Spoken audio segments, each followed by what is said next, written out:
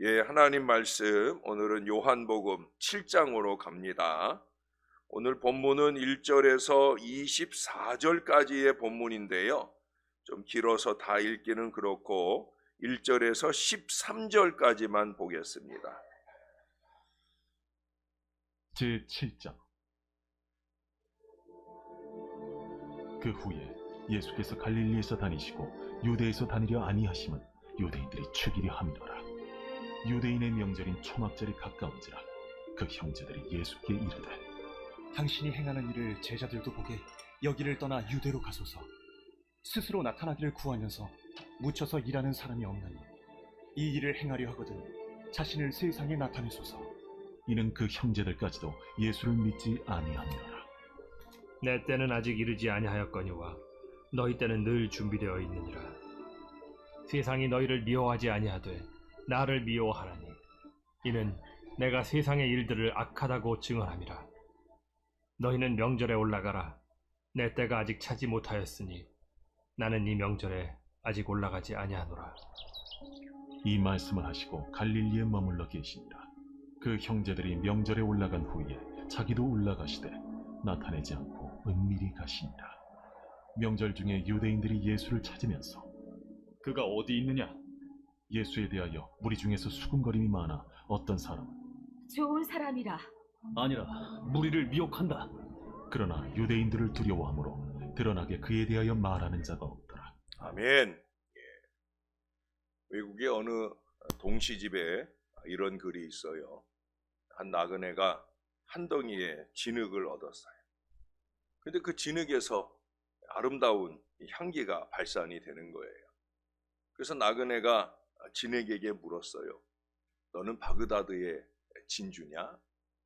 아닙니다 라고 대답을 합니다. 그럼 너는 인도의 사양이냐? 라고 묻자 그것도 아니요 라고 대답을 합니다. 그럼 너는 도대체 무엇이냐? 라고 묻자 나는 그저 한 덩이 진흙일 뿐입니다 라고 대답을 합니다. 그러자 다시 물어요. 그러면 어디서 그런 향기가 나는 것이냐? 그러자 그가 그 비결을 말해 드릴까요? 나는 백합화와 함께 오래 살았습니다 라고 대답을 하더랍니다. 이 진흙이 지닌 향기의 비밀은 다름이 아니었어요. 백합화와 함께 오래 살았다는 그 사실 때문에 아름다운 향기가 발산이 되고 있더라는 거예요. 진흙과 같은 우리 인생이 주님과 함께 할 때 주님의 향기가 내 속에도 생겨나야 되고 이웃에게도 번져나야 되는 거예요. 아니 예수 믿은 지 오래되었다고 하는데 아무리 맡아보려고 해도 그 안에서 예수의 향기가 나지 않는다고 하면 우리는 예수와 함께하는 인생을 살아온 것이 아니라는 거죠. 우리 분명히 지난주에 살펴보았잖아요. 우리가 주님의 살과 피를 먹는다고 하면 예수님이 우리 안에 계시고 우리가 예수님 안에 계시다.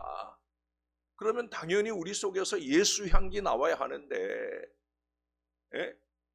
그게 아니더라는 거예요. 그럼 우린 도대체 뭘 먹고 뭘 마시는 거예요? 거룩한 성찬을 이제 올해는 매달 첫 주일마다 하는데 그 성찬을 받을 때마다 우리는 어떤 마음으로 받고 있는 거예요? 우리가 매일 아침마다 하나님 앞에 예배한다고 하는데 과연 우리는 어떻게 예배하는 거예요? 정말 잘 예배하고 하루를 시작한다면 이 하루 저와 여러분들의 삶 속에 예수 향기가 나야 된다는 거예요. 우리 자신은 아름다운 것도 없고 향기로운 것도 없으며 자랑할 만한 것도 없는 게 맞습니다. 그러나 만물이 주에게서 나오고 주로 말미암고 주에게로 돌아갑니다. 그러기에 우리가 구할 것은 나의 영광이 아니고 만물의 근원이고 섭리자 되시며 그 목적이 되시는 하나님의 영광이에요. 하나님의 영광을 구할 때 진흙과 같은 나에게도 주님의 영광이 조금 주어질 수 있을 거예요. 우리 어제도 말씀 들었잖아요. 바울의 중요한 신앙의 원칙이 세 가지 있는데 그 가운데 두 번째가 뭐였어요? 언제나 나로 인해 하나님이 존귀하게 되기를 원한다. 하나님이 영광 받으시면 좋겠다.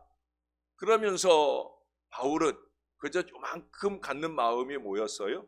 하나님이 열의 영광을 다 받으시고 혹시 나를 그 가운데 조금 덤으로 끼워주시면 그러면 너무 감사하겠다. 그 정도 마음인 거예요. 하나님께 영광, 하나님께 영광을 늘 돌린 이 사도 바울은 우리가 어제 빌립보서 1장을 보았지만 빌립보서 3장에 가면은요 그런 고백까지 해요. 그리스도를 위하여 모든 것을 잃어버리고 심지어 자신을 위한 것은 다 배설물 같은 오물로 여기며 살아가겠다는 거예요. 그런 삶의 자세 때문에 의의 면류관이 자신에게 예비되었다라고도 단언을 해요. 이 땅에서 사람들에게 영광 받는 것, 칭찬 받는 것, 그건 중요하지 않다는 거예요. 자기가 이뤄낸 모든 것들이 다 배설물처럼 여겨도 좋다는 거예요. 그러나 그가 바라보는 게 있어요. 뭐예요? 마지막 때 주님 앞에 갔을 때 면류관 받는 거. 그는 그것을 바라보는 정도가 아니라 확신하고 있어요. 왜? 지금은 이만큼의 영광도 취하고 있지 않기 때문에. 여러분, 우리도 항상 범사에 하나님께 영광을 돌리며 살아가는 길을 함께 걸어가야 합니다. 저와 함께 한결같이 그 길을 좀 가셔야 되는 거예요. 하나님이 영광 받으시는 일은 정신을 바짝 차리고 최선을 다해서 영광 받으시도록 그렇게 올려드려야 돼요. 예배를 드리건 찬양을 드리건 기도를 드리건 헌신을 드리건 하나님이 영광 받으시는 일에 집중하면서 정성을 다해야 되는 거예요. 유대인들이 예수를 죽이려고 하였으므로 예수님께서 주로 갈릴리에서 복음을 전하시자 예수의 친형제들이 예수님께 초막절 맞이해서 유다 땅으로도 가자라고 요구를 합니다. 유다 땅에 가서 많은 사람들 앞에서 자신을 좀 세상에 드러내라 하는 그런 요구를 하는 거예요. 왜? 그 옆에 서가지고 내가 우리 형이야, 이 사람이 우리 오빠예요, 이 자랑을 하고 싶은 거예요. 예?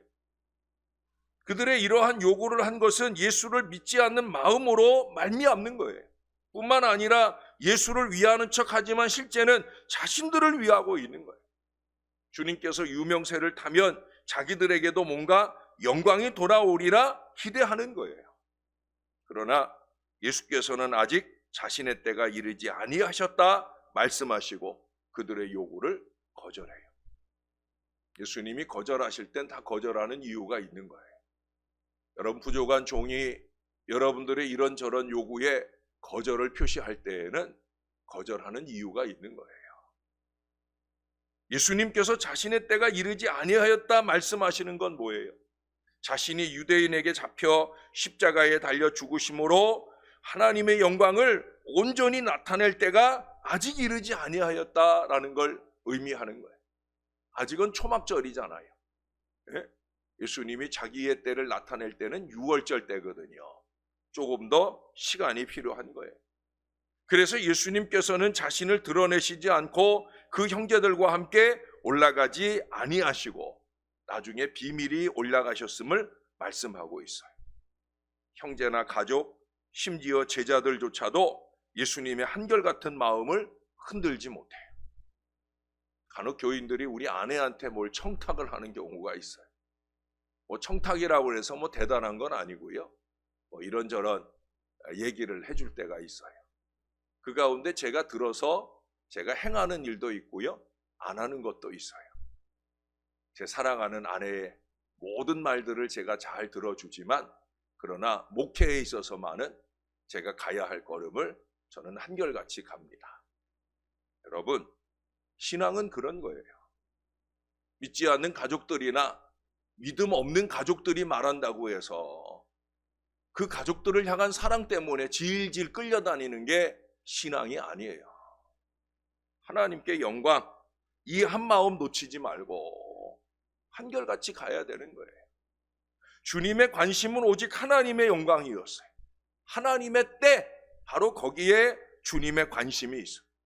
주님은 그 때를 위해서 참아야 하실 것을 참았어요.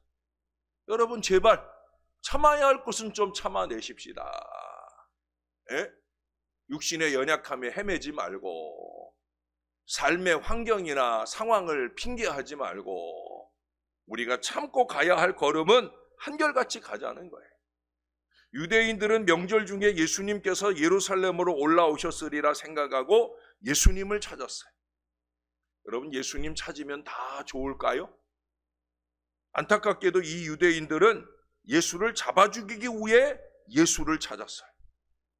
예수님을 찾는데, 우리 교회를 찾는데 올바르지 못한 목적을 가지고 찾는 사람들이 있어요. 여러분, 왜 예수님께 오셨습니까? 왜 교회에 오셨습니까? 여러분 마음에 분명한 목적이 선명하게 있습니까? 그 목적을 위해서 한결같은 모습으로 예배하고 헌신하고 계시느냐 하는 거예요. 이 유대인 같아서는 안 됩니다. 보세요. 예루살렘에 모인 무리 중에는 예수님에 대해 수군거림이 많았습니다. 예수님께서 행하신 이적과 말씀이 유대 전 지역에 소문이 나 있었으므로 예수는 사람들의 관심의 대상이었던 거예요. 어떤 사람들은 예수님에 대해 좋은 사람이다 말하기도 하고요. 어떤 사람은 아니다, 무리를 미혹하게 한다 말하기도 합니다. 언제나 그런 거예요. 이렇게 말하는 사람도 있고 저렇게 말하는 사람도 있어요. 똑같은 일을 보고 똑같은 사람을 놓고 똑같은 사람의 헌신의 사명을 보고 이렇게 말하는 사람도 있고 저렇게 말하는 사람도 있어요. 예수님도 그렇게 들으셨는데 저는 그래서 그렇게 생각을 해요. 예수님께서도 그 대단한 예수님도 이 말도 듣고 저 말도 들었는데 나같이 부족한 인생이 나름대로 열심히 하나님 바라보고 목회를 하지만 이렇게 말하는 사람도 있고 저렇게 말하는 사람도 있다고, 그렇다고 내 마음이 미혹되지는 않는다라는 사실을 중요하게 지켜내려고 노력을 합니다. 여러분, 유대인들은 왜 그랬을까요? 그들은 예수님을 두려워해서, 아니 무리들이 두려워서 예수님께 드러내놓고 말하지는 못했습니다. 이러한 사실에서 유대인들의 예수에 대한 분노와 적개심이 극에 달해 있음을 알 수 있어요. 이제 주중에 8장에 가보면은요, 더욱더 구체적으로 예수님에 대한 적개심이 드러납니다. 그 모든 것이 다 자기들의 기득권 때문이에요. 예수가 각광을 받자 그간 자기들이 누리던 인기나 관심을 빼앗길까봐 그것이 두려운 거예요. 사실은 주님은 받으실 영광을 받으시는 것 뿐인데 불구하고 그들은 마치 자기들의 영광을 뺏긴 것 같은 그런 어리석은 태도를 보이더라 하는 거예요. 명절의 중간이 되어 예수님께서 성전에 올라가셔서 사람들을 가르치시자 유대인들은 예수가 배우지도 않은 갈릴리 사람인데 어떻게 가르치는가 이상히 여겼습니다. 이는 예수님의 교훈이 범상한 교훈이 아니었기 때문이에요. 자, 16절을 잠깐 보실까요? 우리 읽지 않았으니까 이 시간 제가 한번 읽어 드릴게요. 예수께서 대답하여 이르시되 내 교훈은 내 것이 아니요 나를 보내신 이의 것이니라. 사람이 하나님의 뜻을 행하려 하면 이 교훈이 하나님께로부터 왔는지 내가 스스로 말함인지 알리라. 두 가지 중요한 얘기를 해요.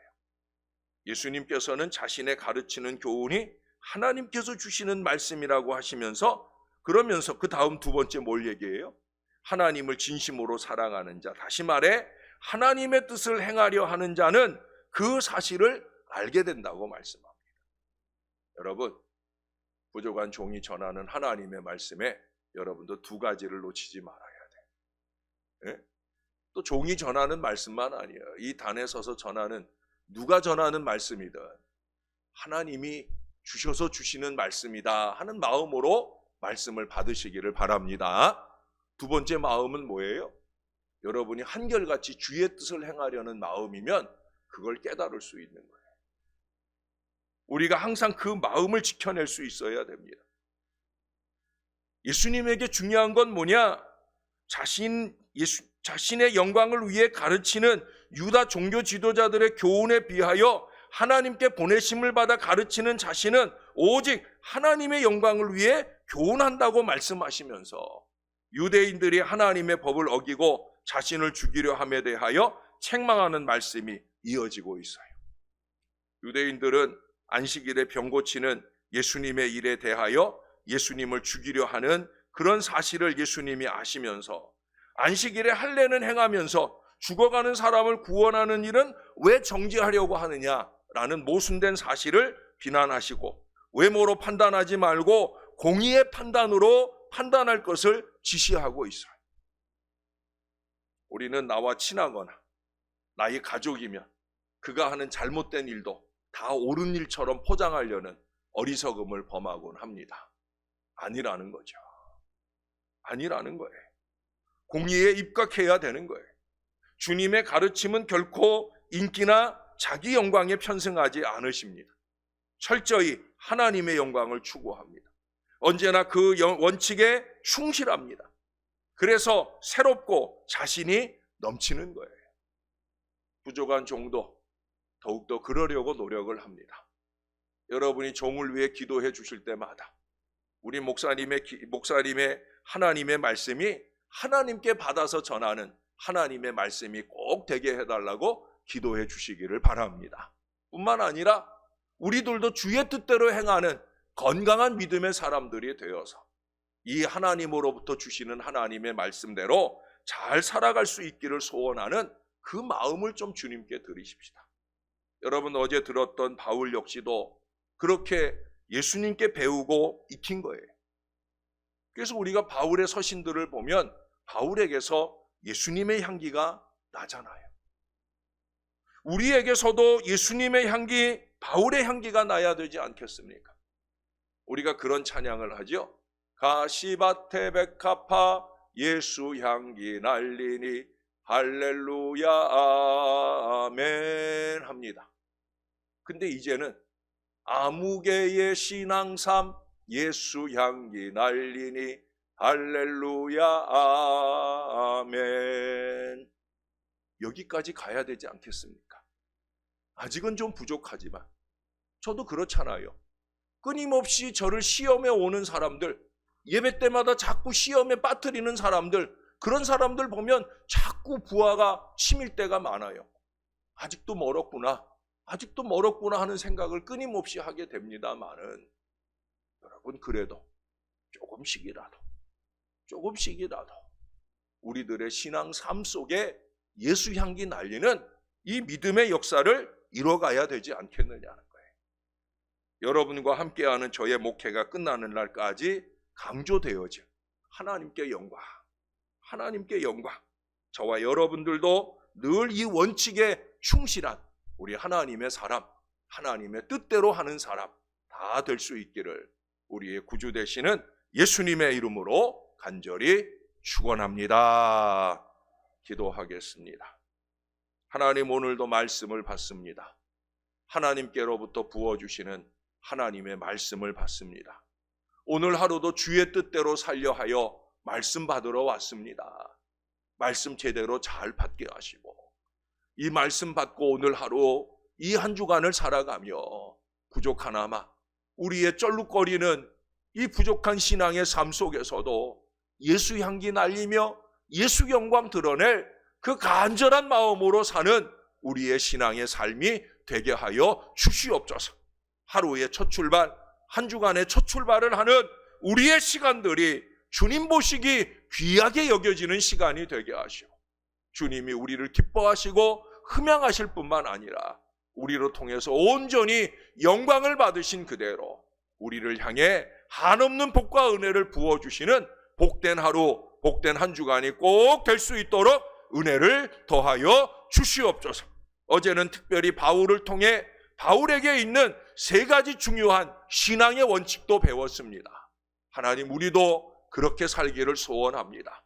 그리스도의 복음이 전파되는 것이 우선순위가 되는 삶, 오직 부족한 나의 삶, 내가 살든지 죽든지 오직 그리스도가 존귀하게 되기를 더 원하는 그 간절한 삶, 무엇보다도 우리 주님이 부족한 종들을 통하여 우리 교회의 자랑, 주님의 자랑을 삼는 그런 아름다운 믿음의 역사를 잘 이뤄내게 도와주시옵소서. 어디를 가서 목사가 자랑할 사람이 내가 될 수 있기를 위하여 더 아름답게 예배하고 더 아름답게 헌신하고 더 아름답게 섬겨내는 한 사람 한 사람 건강한 신앙 백성들이 많이 일어날 수 있도록, 그것이 새벽 용사들의 삶이 될 수 있도록 우리를 붙들어 주시옵소서. 오늘도 병원에 가는 자녀가 있습니다. 가서 어려운 얘기 듣지 않게 하시고 잘 치료되고 있다, 건강히 잘 지내고 있다 말씀 듣게 하여 주시옵소서. 또한 오늘도 백내장 수술 받으시는 권사님도 계십니다. 능력의 손으로 꼭 잡아주셔서 예수 능력으로 잘 치유되는 좋은 수술이 될 수 있도록 은혜 베풀어 주시옵소서. 감사드립니다. 예수님의 이름으로 기도합니다. 아멘.